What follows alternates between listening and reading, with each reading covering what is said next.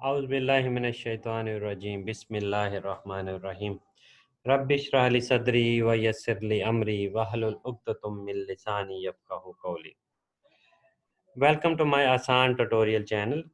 دوستو، آج کا جو ہمارا ٹاپک ہے وہ نماز کے اوپر ہے۔ آج میں ایک خاص بات ڈسکس کرنا چاہتا ہوں کہ ہم لوگ جب بھی نماز پڑھتے ہیں زیادہ تر ہمیں نماز میں دنیاوی خیال آتے رہتے ہیں۔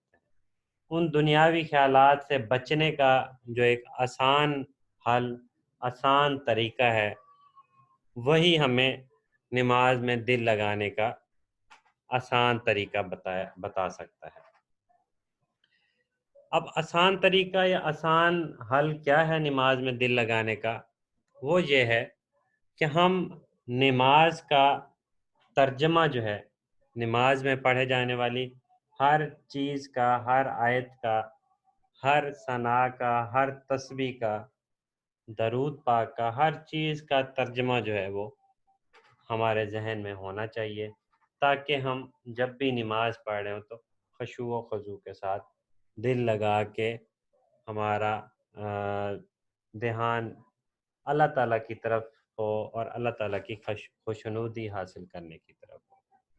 تو جیسے ہم سب سے پہلے ثنا پڑھتے ہیں، ثنا میں حقیقت یہ ہے کہ ہم اللہ تعالیٰ کی تسبیح اور تعریف بیان کر رہے ہوتے ہیں۔ اس کا ترجمہ یہ ہے کہ ہم کہتے ہیں کہ اے اللہ، تیری ذات پاک ہے، خوبیوں والی، اور تیرا نام مبارک ہے، اور تیری شان اونچی ہے، اور تیرے سوا کوئی معبود نہیں ہے۔ دوستو، جب یہ ترجمہ ہمارے ذہن میں ہوگا تو نماز کے شروعات میں ہی ہماری توجہ جو ہے اللہ تعالیٰ کی پاکی اور اللہ تعالیٰ کی تعریف کی طرف ڈھل جائے گی۔ اس کے بعد جب ہم سورہ فاتحہ پڑھتے ہیں تو سورہ فاتحہ جو کہ 7 آیتوں والی جو سورہ ہے، قرآن پاک میں بھی اللہ تعالیٰ کہتا ہے کہ اے محمد صلی اللہ علیہ وسلم، جو سورہ 7 آیتوں والی آپ بار بار پڑھتے ہیں نماز میں، اس کی بہت اہمیت قرآن پاک میں اللہ تعالیٰ نے بیان کی ہے۔ اب اس سورہ میں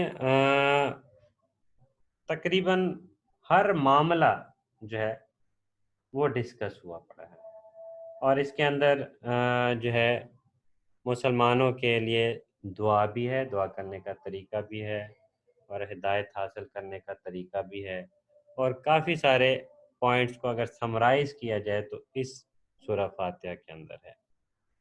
تو یہ سورہ فاتحہ کا ترجمہ جو ہے اس میں یہ ہے کہ شروع اللہ کے نام سے جو بڑا مہربان نہایت رحم والا ہے، سب طرح کی تعریف اللہ ہی کے لیے ہے جو تمام مخلوقات کا پروردگار ہے، بڑا مہربان نہایت رحم والا، انصاف یعنی کہ قیامت کے دن کا حاکم۔ اے پروردگار، ہم تیری ہی عبادت کرتے ہیں اور تجھ ہی سے مدد مانگتے ہیں۔ جب ہم یہ لائن پڑھتے ہیں کہ ہم تیری ہی عبادت کرتے ہیں اور تجھ ہی سے مدد مانگتے ہیں، تو میرا خیال ہے کہ ہم خود بخود اللہ تعالیٰ کی خوشنودی حاصل کرنے کے ساتھ ساتھ ہمارا دھیان بھی اللہ تعالیٰ کی طرف ڈھل جاتا ہے، اور دنیاوی خیالات ہم سے دور ہو جاتے ہیں، اور ہم اپنی ہر حاجت جو ہے اللہ تعالیٰ سے مانگنے کی طرف ڈھل جاتے ہیں۔ ہم کو سیدھے رستے چلا، صراط مستقیم کے لیے جو ہم دن رات دعائیں کرتے ہیں وہ اس سورہ فاتحہ کے اندر بھی موجود ہے۔ تو صراط مستقیم کیا ہوتا ہے؟ سیدھا راستہ۔ سیدھا راستہ وہ جس کی منزل ڈائریکٹ اللہ تعالیٰ ہے۔ ہماری منزل جو ہے وہ اللہ تعالیٰ ہے۔ ہماری منزل جو ہے دنیاوی کوئی اور جو وسیلے ہیں یا لوگوں سے جو ہم امیدیں لگاتے ہیں، ان امیدوں کو لگانے کی بجائے ہم ڈائریکٹ اللہ تعالیٰ سے امید لگاتے ہیں۔ جب ہم اللہ کی عبادت کرتے ہیں اور اللہ سے ہی صرف امید لگاتے ہیں تو ہم بیسیکلی سیدھے راستے پر ہوتے ہیں۔ پھر اس کے بعد ہے کہ ان لوگوں کے راستے جن پر تو اپنا فضل و کرم کرتا رہا۔ ظاہر بات ہے جو مومنین ہیں، جو اللہ کے نیک لوگ ہیں، جو پیغمبر ہیں، جو اچھے اچھے کام کرتے رہے ہیں، اللہ تعالیٰ نے ان پہ اپنا فضل و کرم کیا ہے۔ تو اس کے اندر ہی ہم اللہ تعالیٰ سے اللہ کا فضل مانگتے ہیں، دعا مانگتے ہیں، اور آگے ہم یہ کہتے ہیں کہ نہ ان کے جن پر غصے ہوتا رہا اور نہ گمراہوں کے۔ آمین۔ تو غصے اللہ تعالیٰ کن پہ ہوا، گمراہ کون لوگ ہوئے، تو وہ بیسیکلی یہودی اور عیسائیوں کا تذکرہ یہاں پہ ہے، اور ان قوموں کا ہے جن پہ اللہ تعالیٰ نے عذاب کیے اور مختلف ان پہ جو ہے مسائل اور آزمائشیں آئیں، ان کے کفر کی وجہ سے، ان کی منافقت کی وجہ سے، ان کی جو ہے اللہ تعالیٰ کے ایک ہونے کو نہ ماننے یا پھر قیامت کو نہ ماننے کی وجہ سے جو عذاب ہے۔ تو اس میں یہ لائن بھی ہے کہ اللہ تعالیٰ ہمیں ان جیسا نہ بنائے۔ تو دوستو اسی طریقے آگے ہم جب سورہ اخلاص پڑھتے ہیں تو اس میں ہم کہہ رہے ہوتے ہیں اللہ تعالیٰ سے کہ قل هو اللہ احد، کہ کہو وہ اللہ ایک ہے۔ جب ہم اس چیز کو ایکسیپٹ کرتے ہیں کہ اللہ ایک ہے، اللہ بے نیاز ہے، نہ اس نے کسی کو جنا اور نہ کسی سے جنا گیا، تو یہودیوں نے حضرت عزیر علیہ السلام کو اللہ کا بیٹا کہا، عیسائیوں نے حضرت عیسیٰ علیہ السلام کو اللہ کا بیٹا کہا، تو اس چیز سے ہم اپنے آپ کو بری کرنے کے لیے سورہ اخلاص زیادہ تر جو ہے پڑھتے ہیں، اور اس کے اندر جو اصل مقصد ہے وہ اللہ تعالیٰ کو بار بار یہ ریکویسٹ کرنا یا بتانا ہے اپنا کہ ہم مسلمان ہیں اور ہم نہ یہودی ہیں نہ عیسائی ہیں، اور اللہ کو ایک جانتے ہیں، اور اللہ کو اللہ ہی جانتے ہیں، نہ کہ وہ کسی سے پیدا ہوا ہے، نہ اس نے کسی کو پیدا کیا ہے، اور کوئی بھی اس کا ہمسر نہیں ہے۔ اور یہ بھی ہم ایکسیپٹ کرتے ہیں کہ یا اللہ تیرے جیسا اور کوئی نہیں ہے، تو بے مثال ہے۔ اس کے بعد اللہ اکبر کہتے ہیں کہ اللہ بہت بڑا ہے، عظیم ہے، اللہ سے بڑھ کے ہم کسی اور سے امید بھی نہیں لگاتے۔ پھر ہم رکوع میں جاتے ہیں۔ میں اپنا اگر بچپن بتاؤں، یا بلکہ بچپن کیا، تقریباً 25-26 سال کی عمر تک جو ہے، جب تک میں نے قرآن پاک کا ترجمہ، تفسیر، ڈیٹیل نہیں سنی ہوئی تھی، نہ پڑھی ہوئی تھی، تو میرے ذہن میں صرف اتنا ہوتا تھا کہ سبحان ربی العظیم جو ہے رکوع میں پڑھنا ہے، اور سبحان ربی الاعلیٰ سجدے میں پڑھنا ہے۔ لیکن ان دونوں میں فرق نہیں پتا تھا کہ ان دونوں میں کیا فرق ہے، ترجمے میں کیا فرق ہے، ان دونوں کا مطلب کیا ہے۔ تو سبحان ربی العظیم کا مطلب ہے کہ پاک ہے میرا پروردگار، عظمت والا، بہت بڑائی والا ہے، بہت بڑا ہے، عظیم ہے۔ اس کے بعد جب ہم سمیع اللہ لمن حامدہ پڑھتے ہیں تو وہ بیسیکلی ہم کہہ رہے ہوتے ہیں کہ اللہ نے اس کی سنی جس نے اللہ کی تعریف کی۔ تو ساتھ ساتھ ہم اللہ تعالیٰ کو یہ بھی ریکویسٹ کر رہے ہوتے ہیں، اللہ کی پاکی بیان کرتے ہوئے کہ یا اللہ جو تیری تعریف کرتا ہے تو اس کی سن لیتا ہے، اور وہ لوگ کامیاب ہو جاتے ہیں۔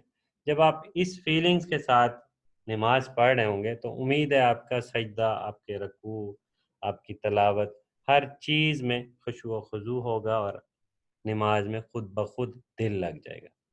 پھر ہم کہتے ہیں ربنا لک الحمد، کہ اے ہمارے پروردگار تیرے ہی واسطے تمام تعریف ہے۔ تو دوبارہ ایک دفعہ، دو دفعہ، بار بار ہم جب اللہ تعالیٰ کی تعریف کریں گے، اللہ تعالیٰ سے اللہ کی پاکی بیان کریں گے، تو اللہ تعالیٰ سنتا ہے، اور لازمی سنتا ہے، اور ہمارا دل بھی نماز میں لگ جائے گا انشاءاللہ۔ اور اسی طرح پھر ہم اتحیات پڑھتے ہیں، اس میں ہے جی تمام زبان کی عبادتیں اللہ کے لیے ہیں، اور بدن کی عبادتیں اور مالی عبادتیں بھی۔ سلام تم پر اے نبی صلی اللہ علیہ وسلم، اور اللہ کی رحمت اور اس کی برکتیں سلامتی ہو ہم پر اور اللہ کے نیک بندوں پر۔ میں گواہی دیتا ہوں کہ اللہ کے سوا کوئی معبود نہیں، اور میں گواہی دیتا ہوں کہ حضرت محمد صلی اللہ علیہ وآلہ وسلم اس کے بندے اور پیغمبر ہیں۔ پھر ہم درود شریف پڑھتے ہیں۔ اے اللہ، رحمت بھیج محمد صلی اللہ علیہ وآلہ وسلم پر اور آپ کی آل پر، جیسا کہ تو نے رحمت بھیجی ابراہیم علیہ السلام پر اور ان کی آل پر۔ تحقیق مطلب کہ بے شک تو تعریف کے لائق بزرگی والا ہے۔ اے اللہ، برکت نازل فرما محمد صلی اللہ علیہ وآلہ وسلم پر اور آپ کی اولاد پر، جیسا کہ تو نے برکت فرمائی ابراہیم علیہ السلام پر اور ان کی آل پر۔ تحقیق بے شک تو تعریف کے قابل بزرگی والا ہے۔